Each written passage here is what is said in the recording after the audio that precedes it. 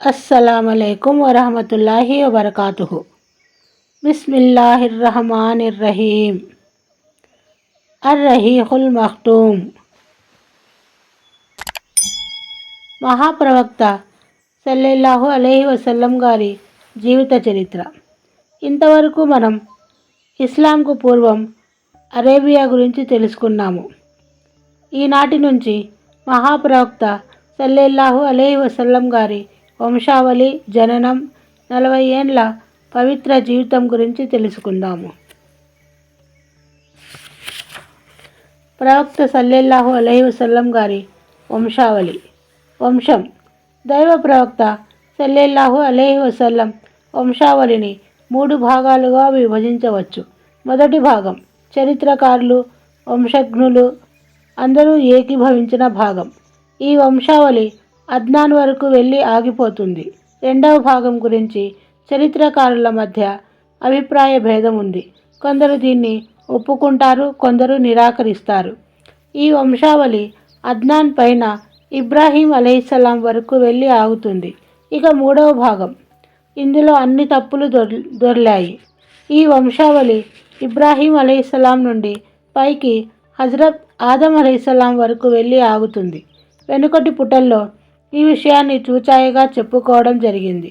కింది పంక్తుల్లో ఈ 3 భాగాలను గురించి పేర్కొనడం జరుగుతుంది. మొదటి భాగం.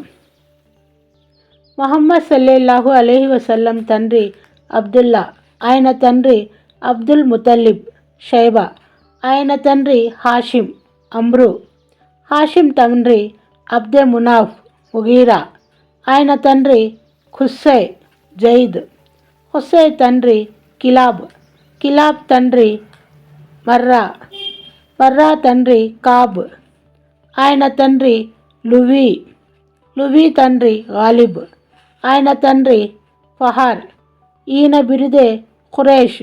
ఆయన ఈ బిరుదు వల్లనే ఆ తెగకు ఖురైష్ తెగగా పేరు పడింది.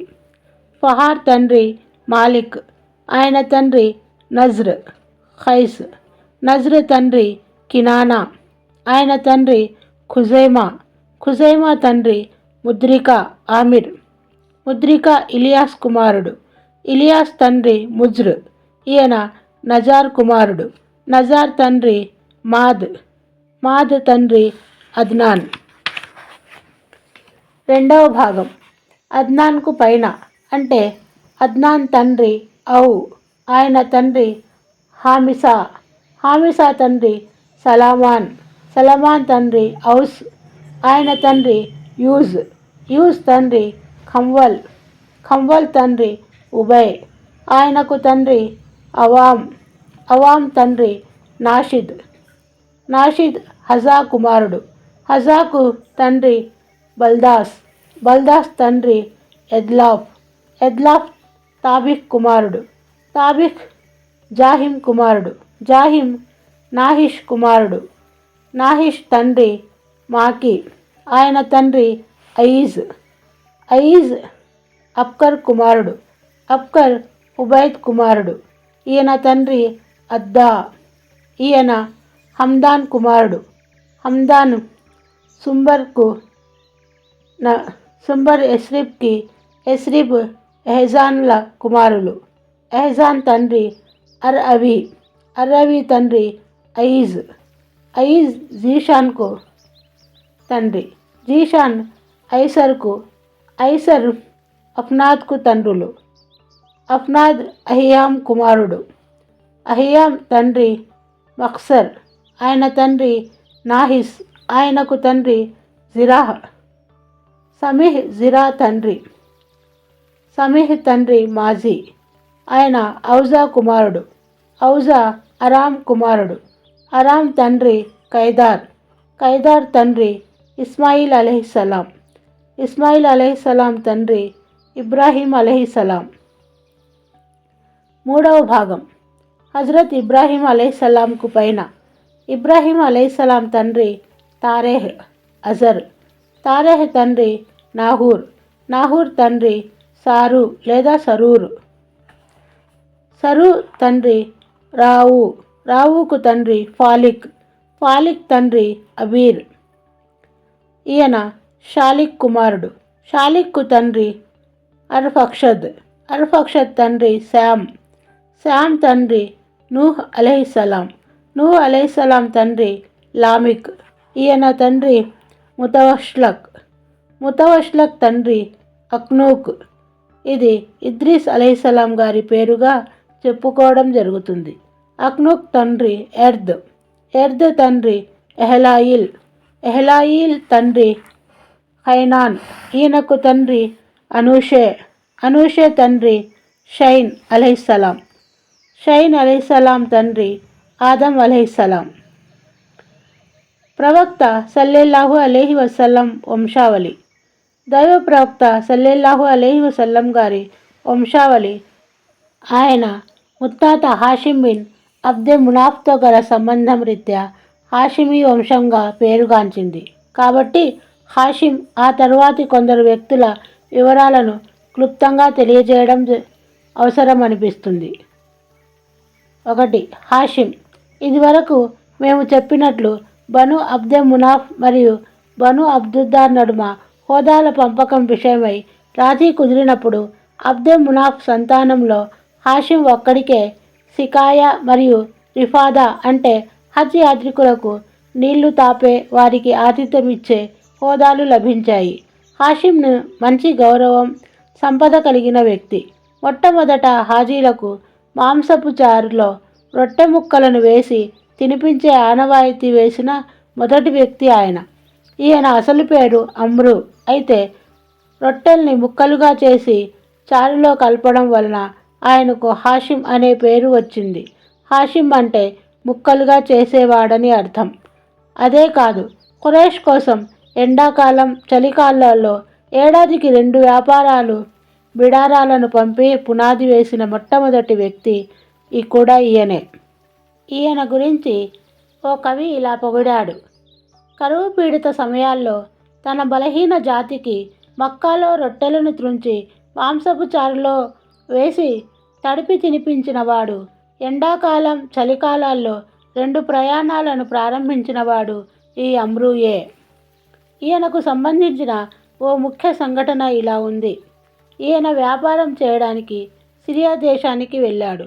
ప్రయాణం చేస్తూ మదీనా వెళ్ళినప్పుడు అక్కడ బను నజ్జార్ తెగకు చెందిన ఓ యువతి సల్మా బిన్తే అమ్రూను వివాహమాడి కొన్ని రోజులు అక్కడే మకాం వేశాడు. భార్యను గర్భవతిగా పుట్టింటనే వదిలి సిరియాకు వెళ్ళిపోయాడు.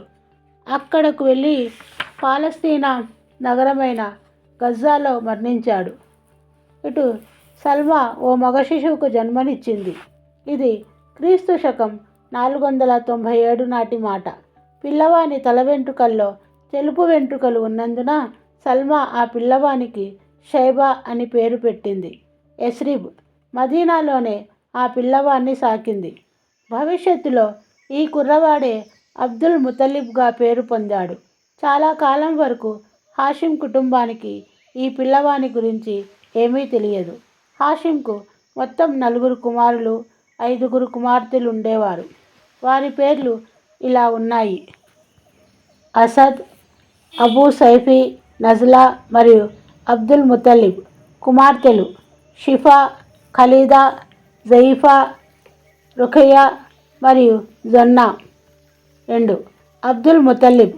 వెనుకటి పుటల్లో మనం హాషిం తరువాత ఆయన కుమారుడు ముతల్లిబ్కు సికాయ, రిఫాదా హోదాలు దక్కాయి అని చదువుకున్నాం.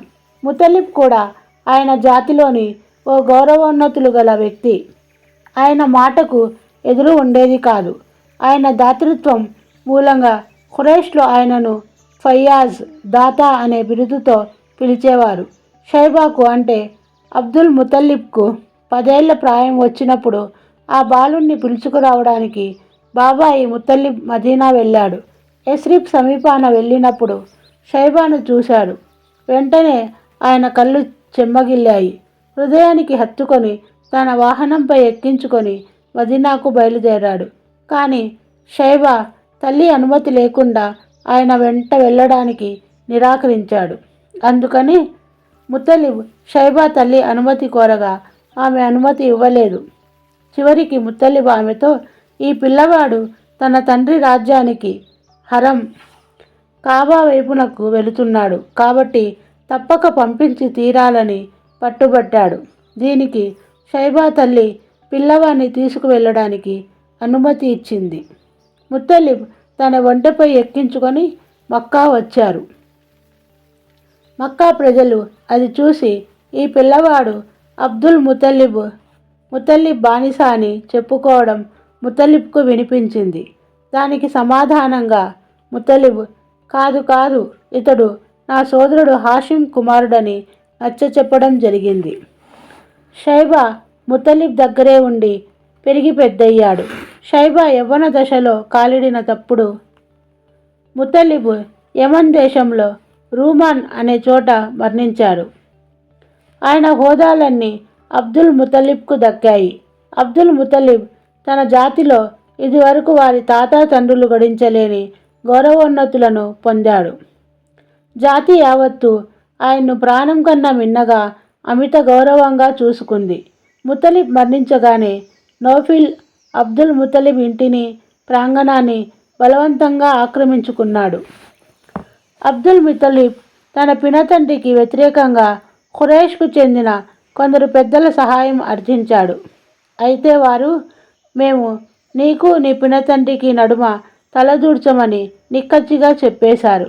చివరికి అబ్దుల్ ముతలిబ్ బను నజ్జార్ తెగకు చెందిన తన మేనమామకు కొన్ని పద్య పంక్తుల్ని రాసి పంపించాడు. ఆ పద్య పంక్తుల్లో మేనమామను వచ్చి తనను ఆదుకొమ్మని వేడుకున్నాడు.